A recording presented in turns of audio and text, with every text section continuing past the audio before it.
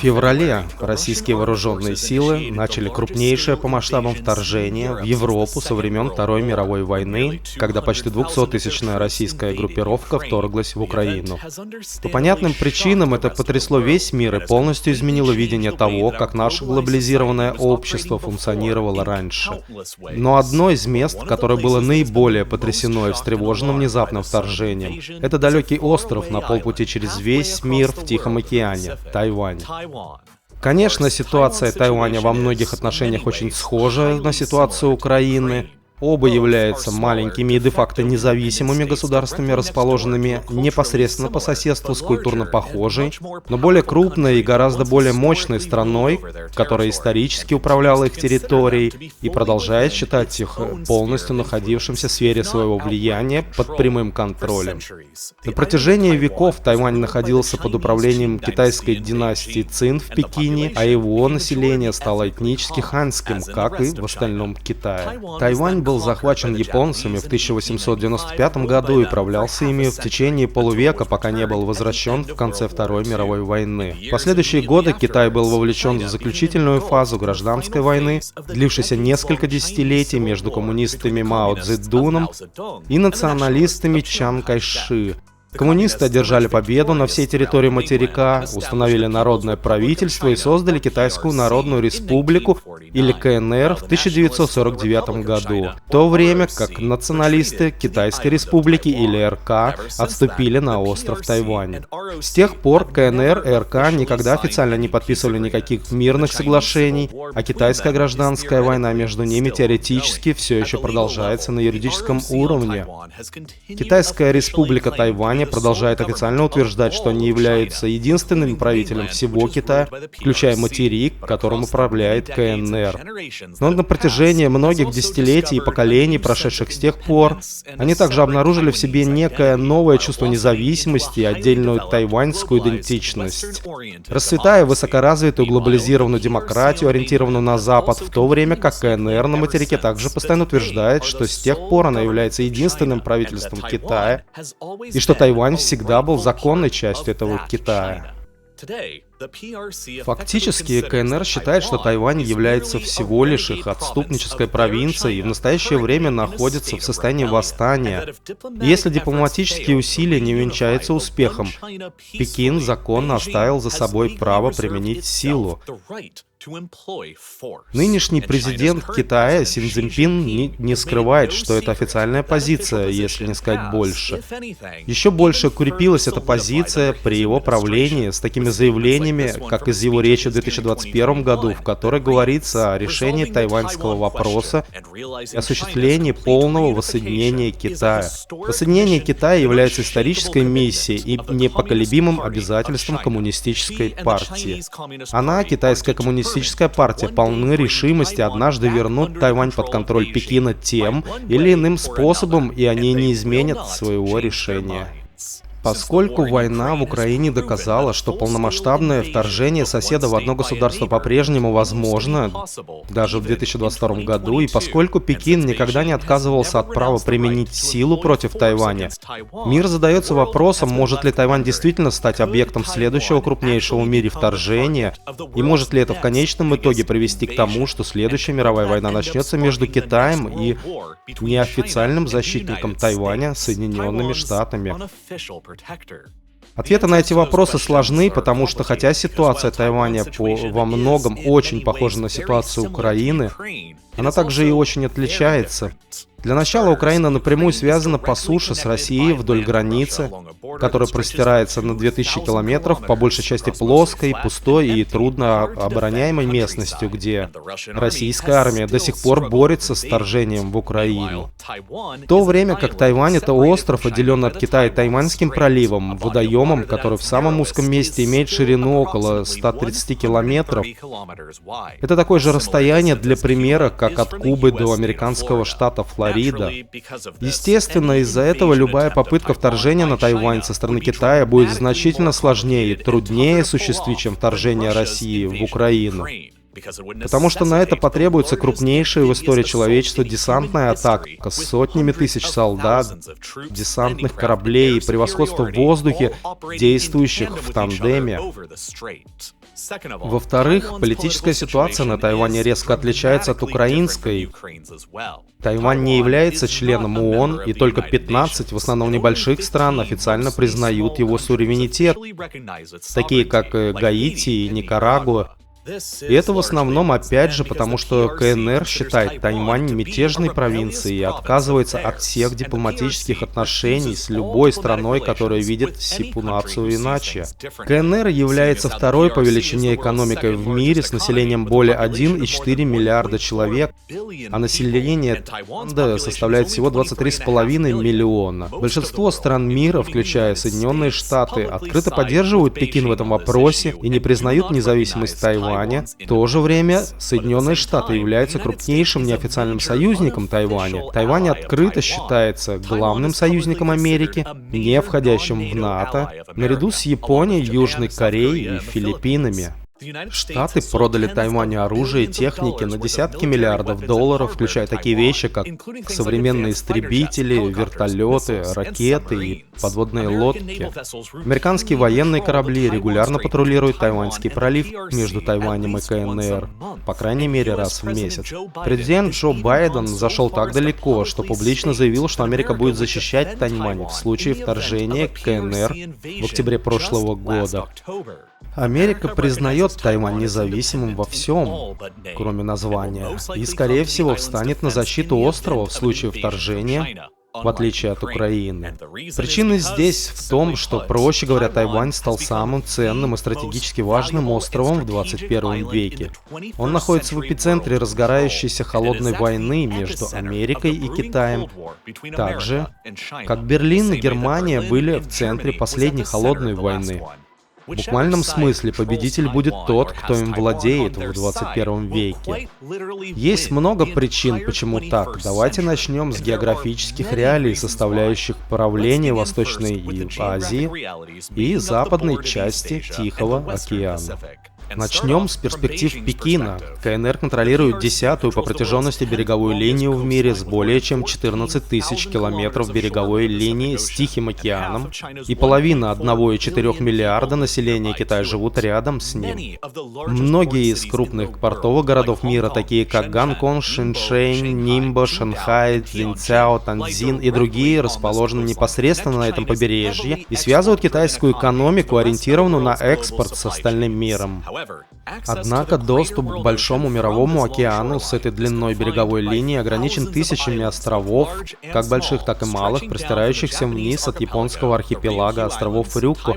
Тайвань, Филиппины, острова Борнео и Суматра, которые естественным образом отделяют Желтое, Восточно-Китайское и Южное Китайское море от Большого Тихого океана через серию из десятков узких мест, зигзагообразных, проходящих между ними. И, к сожалению, для Пекина вся эта цепь островов прямо у береговой линии, и все эти десятки узких мест между ними, почти все они полностью находятся в союзе или под влиянием их величайшего геополитического противника Соединенных Штатов. Китайский флот или китайские торговые суда могут выйти прямо сейчас в Тихий океан, но их путь проложен через точки, контролируемые союзниками США, и это сделано намеренно. Эта стратегия хорошо известна как первая островная цепь, и она была разработана в 1950-х годах, после того, как коммунисты впервые захватили китайский материк. Поддерживая таким образом тесные военные союзы с Японией, Южной Кореей, Тайванем, Филиппинами, расположенными непосредственно у китайского побережья, Штаты могут эффективно контролировать все эти точки, сдерживая флот КНР в пределах ее непосредственных территориальных морей. Одновременно гарантируя американские проекционные силы на Дальний Восток с десятком военно-морских и воздушных баз, если появится скрытая угроза. Если бы когда-либо возник какой-либо конфликт, американский флот с друзьями смогут легко блокировать все эти узкие места и задушить китайскую экономику, подчинив ее. С точки зрения как Вашингтона, так и Пекина, Тайвань является наиболее жизненно важной частью на этой доске, которую нужно контролировать, потому что он находится в географическом центре всей этой первой цепи островов. Если Пекин когда-либо сможет захватить контроль над Тайванем, то это ликвидировало бы крупный форпост союзников США, расположенных поблизости от основных прибрежных китайских торговых путей и населенных пунктов. Это разорвет основной альянс США пополам, нарушив американское стратегическое окружение их побережья, и позволит военно-морским силам КНР, включая ядерные подводные лодки, наконец-то войти в Тихий океан относительно незамеченными, что значительно улучшит возможность Пекина по сдерживанию. Естественно, Соединенные Штаты хотели бы предотвратить это, и поэтому Тайвань представляет из себя географически основной интерес для обоих сторон. Но не только поэтому, а потому что остров еще имеет огромное значение для обоих сторон в более крупном и насущном вопросе, и, как это почти всегда бывает, связан он с экономикой, деньгами и ресурсами. Для начала, тайваньская экономика массивная и бьет далеко за пределы своего веса, что является еще одним огромным различием между ней и Украиной. ВВП Украины до войны составляло всего 155 миллиардов долларов, в то время как ВВП Тайваня примерно в 5 раз больше, 786 миллиардов долларов, что ставит ее в один ряд с Турцией, несмотря на гораздо меньшее количество населения. Это объясняет все, начиная с их огромной экономики и заканчивая их положением на карте как самого дорогого острова в мире. Самым ценным островом 21 века является то, что он абсолютно доминирует в передовой полупроводниковой промышленности, которая питает почти все передовые гражданские и военные технологии во всем мире. И их ведущие микросхемы везде, от смартфонов и компьютеров до современных реактивных истребителей и систем противоракетной обороны. Полупроводниковые чипы размером 10 нанометров и менее в настоящее время считаются самыми передовыми крошечными устройствами на нескольких миллиметрах пространства, в которых упаковываются миллиарды электронных компонентов. Ведущий производитель микрочипов Тайвань настолько доминирует в этой отрасли, что 92% всего мирового производства производят только на их острове, в рамках всего лишь нескольких чрезвычайно дорогих, сложных и высокоспециализированных заводов, большинство из которых принадлежит только одной компании, тайваньской компании по производству полупроводников, или TSMC. TSMC является, вероятно, самой мощной корпорацией в мире, о которой вы никогда не слышали, и на данный момент это скорее институт, чем компания. Компания управляет 10 крупными заводами на самом острове, которые выступают в качестве мировых литейных цехов на передовых чипов. По рыночной капитализации TSMC занимает 10-е место среди крупнейших корпораций в мире с капитализацией более 500 миллиардов долларов. Стоимость компании превышает 504 миллиарда долларов, что больше годового ВВП большинства стран мира. ВВП большинства стран мира с такой абсолютной монополией производства самых современных в мире чипов, которые нужны всем. Тайвань создал для себя решающий удар в искусстве обороны. Он сделал себя бесценным как для Вашингтона, так и Пекина. Гигантские американские корпорации, такие как Intel, Nvidia, AMD, Apple и десятки других, по-прежнему занимаются разработкой и проецированием своих собственных чипов, но начиная с 1980-х годов они постепенно передали весь процесс производства этих чипов на аутсорсинг, в основном на компании Тайваня и компании TSMC, чтобы сократить расходы и стать более конкурентоспособными. За несколько десятилетий TSMC стала по сути мировым литейным заводом и производителем передовых чипов, разрабатываемых почти для всех полупроводниковых компаний мира. Стратегия была чрезвычайно выгодной и прибыльной для частных компаний, таких как Nvidia или Apple.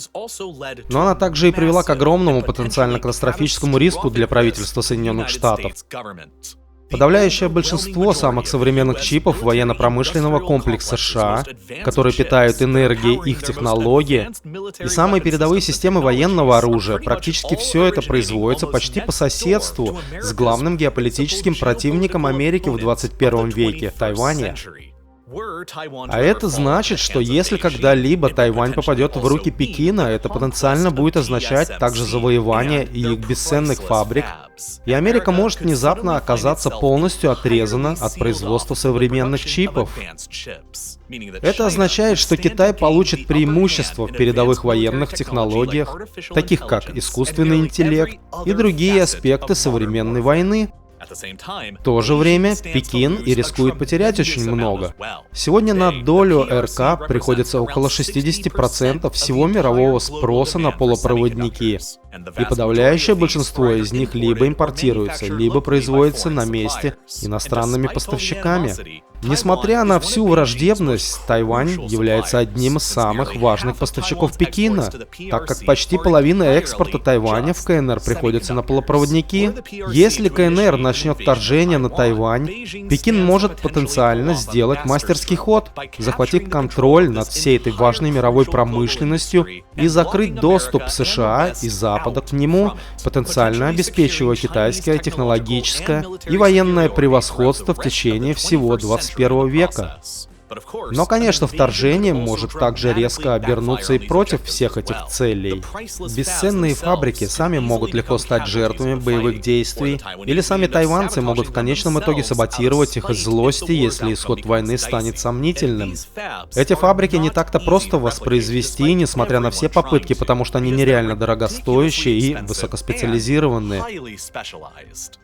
Тайвань тщательно охраняет технологии этой жемчужины десятилетиями, и многие называют эти заводы кремниевым щитом острова. TSMC открыла несколько заводов меньшего масштаба в Китае, США и Японии, но ни один из этих зарубежных заводов не производит более современные чипы размером менее 10 нанометров. Они производят только в большие и устаревшие чипы, в то время как все передовые производства продолжают оставаться дома тщательно охраняемо на Тайване. Теперь и Тайвань, и Вашингтон отчаянно пытаются устранить свою критическую чрезмерную зависимость от тайваньской продукции. Осознав огромную историческую ошибку передачи производства передовых чипов на аутсорсинг Тайвань, Вашингтон надеется переломить эту тенденцию и перенести производство с острова домой, надеясь обратить тенденцию вспять. С помощью осторожной дипломатии, экономических стимулов, таких как закон о чипах, предусматривающий выделение 52 миллиардов инвестиций для производства чипов в США. Америка убедила Samsung построить фабрику в Техасе стоимостью в 17 миллиардов долларов. Intel построит фабрику за 20 миллиардов долларов в Огайо. И что особенно характерно, сами TSMC построят фабрику в Аризоне стоимостью 12 миллиардов долларов. Примерно столько же, сколько стоит новый авианосец класса Ford, к слову. Это станет первой фабрикой, построенной за пределами Тайваня компанией, которая будет производить более современные 5-нанометровые чипы. Однако TSMC не собирается отказываться от своего тайваньского преимущества, хотя их завод в Аризоне будет производить 5-нанометровые чипы. Он не начнет функционировать, по крайней мере, до 2024 года. К этому времени 5-нанометровый процессор будет, по прогнозам, полностью заменен новейшим 3-нанометровым процессором компании. Тайваньские заводы разрабатывают и новейшие технологии, и они уже начали следовать разработку 2-нанометровых чипов, в то время как правительство США может инвестировать 52 миллиарда долларов в отечественное производство чипов. Однако только компания TSMC потратит примерно вдвое больше, 100 миллиардов долларов только в ближайшие 3 года на строительство новых заводов. И новые исследования, новые разработки, и это будет очень-очень трудно, если не невозможно, любой другой компании или стране, не говоря уже о компаниях, догнать их в технологиях в ближайшее время. Таким образом, тайваньская полупроводниковая промышленность одновременно отговаривает Пекин от нападений, потому что им нужны их чипы, и одновременно гарантирует поддержку Америки, потому что им также нужны их чипы. Потому что глобальный дефицит чипов, который мы все испытываем в последнее время, это только предвкушение абсолютного хаоса, который произойдет, если Тайвань когда-либо подвергнется нападению. Потеря даже 1 года производства заводов на Тайване немедленно поставит на колени всю глобальную цепочку поставок электроники. И все, включая Пекин, прекрасно понимают и осторожничают, но это еще не означает, что они не будут атаковать.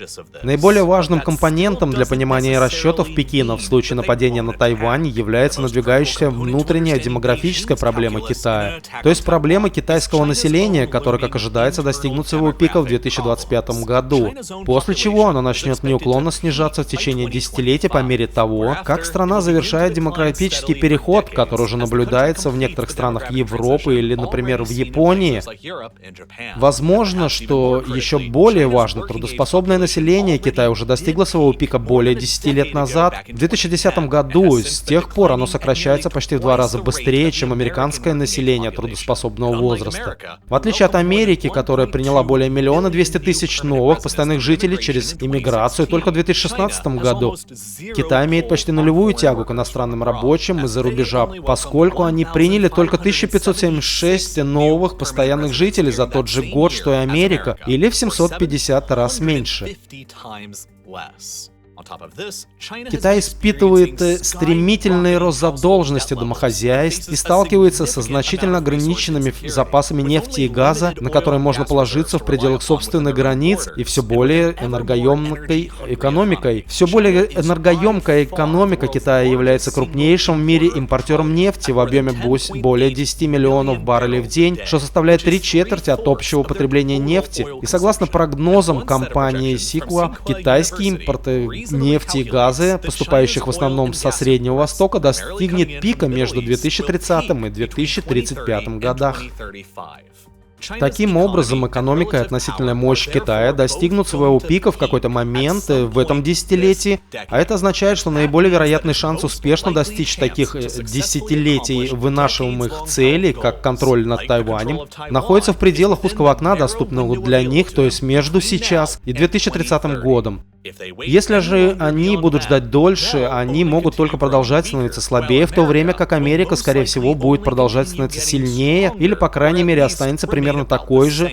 И поэтому Китай действует все более агрессивно в подавлении таких мест, как Гонконг, Цинцао или Южно-Китайское море. И именно поэтому у нескольких американских адмиралов и экспертов по внешней политике есть предположение, что существует относительно высокая вероятность того, что Пекин начнет действовать на Тайване в той или иной форме к 2027 году, точнее в течение нескольких 5 лет. Таким образом, еще до российского вторжения в Украину 20-е годы стали самым опасным десятилетием 21 века, и во многих отношениях борьба за Тайвань уже идет. Как и во многих других странах, Тайвань поддерживает так называемую зону противовоздушной обороны, идентификационную зону над своей территорией воздушного пространства над сушей и морем, в котором все самолеты должны быть идентифицированы и размещаться в интересах национальной безопасности. Пекин неуклонно прощупывает оборону Тайваня и проверяет их решимость, неоднократно совершая полеты военных самолетов через эту зону. В 2020 году они совершили 380 таких военных полетов через зону контроля Тайваня, а затем в 2021 они резко увеличили это количество до 961 полета, выполняя в среднем почти 3 полета в течение всего года. Тайваньские ВВС были вынуждены почти постоянно поднимать в воздух свои самолеты, собственные самолеты для защиты от китайских, а их частота заставляет пилотов острова быть в напряжении. И если когда-нибудь наступит время, когда Пекин наконец придет к выводу, что дипломатия потерпела неудачу, у него есть несколько военных вариантов действия в отношении Тайваня. В отсутствие рискованного полномасштабного вторжения, Китайская республика контролирует больше территории, чем просто остров Тайвань. В Южно-Китайском море есть незаселенные острова Патрас и Тайпин, на которых расположена авиабаза РК, которые Пекин может попытаться захватить или уничтожить. Пекин мог бы попытаться уничтожить или оккупировать их в рамках более ограниченной демонстрации силы. Есть небольшие острова Мацу, которые расположены всего в 9 километрах от побережья китайской провинции Фуцзянь, где проживает около 13,5 тысяч тайваньских граждан. Пекин может выбрать блокаду или окружение, используя их в качестве разменной монеты на пути к полному объединению с материковой частью Тайваня. Есть также Кинмен, еще одна группа островов, которые РК контролирует недалеко от китайского материка, в 6 километрах от портового города Шиамен, расположенного в КНР. Кинмен является домом для 140 гражданских лиц РК, так что хотя бы более-менее дерзкий шаг в оккупации, чем оккупация островов Мацу. Вторжение и оккупация Кинмен будет значительно легче осуществить, чем вторжение на материковую часть Тайваня, и как Мацу, он может быть использован в качестве разменной монеты. Если бы эти ограничения вторжения не принесли бы результатов, Пекин мог бы все еще использовать свой флот для осуществления некоторой формы блокады Тайваня, чтобы попытаться оказать на него давление. направление. Но это может и не иметь значения, потому что в любой из этих якобы более-менее ограниченных вариантов может привести к резкому росту международного напряжения и втянуть Соединенные Штаты в войну против них. Таким образом, Пекин в конце концов придет к выводу, что все эти якобы ограниченные варианты одинаково рискованы, как и полномасштабное вторжение, или просто выберет вариант полномасштабного вторжения. Фактическое вторжение в Тайвань, вероятно, повлечет за собой успешное проведение самой сложной военной операции в истории человечества, при этом успешно сдерживая величайшую военную сверхдержаву мира и минимизируя сопутствующий успех на острове, но это будет непросто. Ранее было посчитано, что для того, чтобы успешно оккупировать, подчинить территорию враждебного населения, вторгшихся армий, оккупационным силам необходимо иметь примерно 20 солдат на 1000 гражданских. Поскольку население Тайваня составляет более 23,5 миллиона человек, это означает, что для того, чтобы иметь хоть какую-то надежду на успех, китайцам для вторжения и оккупации острова потребуется по меньшей мере 400 тысяч солдат. И это даже не учитывая возможные потери при пересечении пролива или высадке на пляжах. В реальности Китаю, скорее всего, придется задействовать в операции около 600 тысяч военнослужащих, и это почти 1/3 личного состава их нынешних сил в 2 миллиона человек. Чтобы представить все эти цифры в перспективу вторжения союзников в день Д в Нормандии, в 1944 году остается крупнейшей десантной операцией, крупнейшим вторжением в истории до сих пор, и в нем участвовало всего 156 тысяч союзных войск. Китайцам же потребуется в 4 раза больше для успешного вторжения в Тайвань. Им понадобится абсолютная армада, состоящая из тысяч транспортных и оборонительных судов, чтобы переправить их через пролив, и тысячи военных самолетов и ракет в небе, чтобы защитить их и облегчить высадку на пляжах. Вдобавок, огромное количество припасов и материально-технических средств для выполнения такой огромной операции. Через побережье от Сиамэн до Фьюджи это было бы невозможно сохранить в тайне от Америки, а затем есть только ограниченные доступные позиции для высадки на самом Тайване. Восточных 2/3 острова доминируют горы, и береговая линия почти полностью состоит из изрезанных скал, которые совершенно не подходят для десанта. Западная треть острова представляет собой низкую и пологую плоскость, где проживает большинство населения Тайваня, но большая часть воды на западе мелководная и враждебна для тысячи кораблей, которые могли бы приплыть с материка. Таким образом, на юго-западе и северных краях острова есть лишь небольшое количество пляжей, которые могли бы стать подходящим для вторжения и подходят для высадки десанта. У Тайваня есть достаточно возможностей построить на них обширные укрепления для защиты, а большинство заводов компании TCMC находятся и расположены поблизости от этих пляжей. Почти сразу же они могут оказаться на линии огня, а их разрушение будет огромной потерей для вторгшихся китайских сил. Даже если они успешно высадятся на пляжах, не уничтожив ни одной фабрики, тайваньские повстанцы, находящиеся глубоко в горах острова, для любой армии будет невероятно сложно их уничтожение. В конечном счете, для Пекина успех в захвате Тайваня разорвать первую островную цепь, нарушить их военно-морское сдерживание и позволить Китаю улучшить свои возможности ядерного сдерживания, подорвав альянсы США с другими, и потенциально передать ключи от глобальной передовой полупроводниковой промышленности и корпорации TCMC, что гарантирует им иметь более технологически развитые вооруженные силы по сравнению с Америкой в 21 веке. Но существует множество рисков. Если Америка и ее региональные союзники, таких как Япония или Австралия, вмешаются против них, они все могут нанести огромный ущерб непроверенным и неопытным в боях китайским военным. Поражение на Тайване может превратиться в эпический позор и подорвать власть и легитимность коммунистической партии внутри страны. С другой стороны, китайское завоевание Тайваня стало бы сокрушительным ударом по Америке и Западному альянсу. В одночасье позиции США, как ведущей державы в Азии, была бы полностью подорвана, а регион станет более восприимчив к экономическому и военному давлению со стороны Пекина, а некоторые даже перейдут на их сторону. Некоторые, как Япония, могут даже начать стремиться к полной демилитаризации и по поиску ядерного оружия для сдерживания. И что хуже всего, Америка может оказаться запертой в тюрьме из-за потери в будущем передового производства микросхем и потерять свой статус самого передового военного в мире в пользу Китая. пострадает также и от всех экономических последствий, связанных с потерей над полупроводниковыми компаниями своего производственного центра. И нет никакой гарантии, что американские военные одержат победу над все более и более боеспособной, мощной народной освободительной армией, даже если бы она вмешалась.